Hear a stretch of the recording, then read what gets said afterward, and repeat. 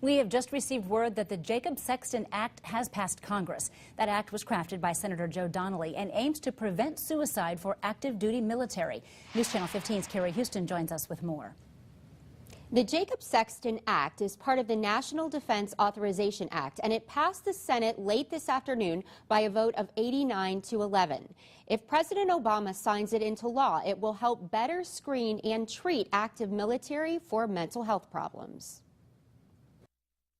Jacob Sexton was a 21-year-old National Guardsman home on leave from Afghanistan who committed suicide inside a Muncie theater back in 2009. The Sexton Act, named for Jacob, was drafted and has been championed by Indiana Senator Joe Donnelly. It seeks to help prevent military suicide by requiring annual mental health assessments for all service members, including active duty, Guard, and Reserve. In 2013, we lost 132 young men and women in combat.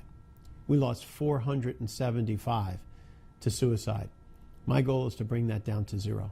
The Sexton Act also requires a Pentagon report to evaluate existing military mental health practices and to provide recommendations for expansion. The Indiana National Guard welcomes a review of its mental health services. Just requiring soldiers to sit down, or airmen, or sailors, Marines, sit down once a year and to look somebody in the eye and say, yeah, I'm doing okay. Mental health problems can surface at any stage of a military career.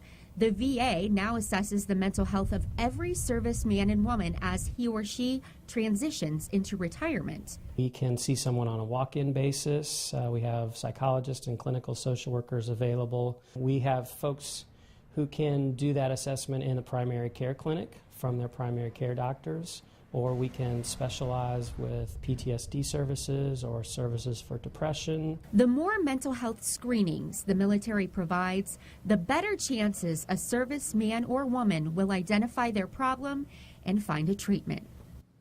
Senator Donnelly tells us he's thrilled the Jacob Sexton Act passed. He worked on it for 2 years with the young man's parents. Live from Studio 15, Carrie Houston, News Channel 15.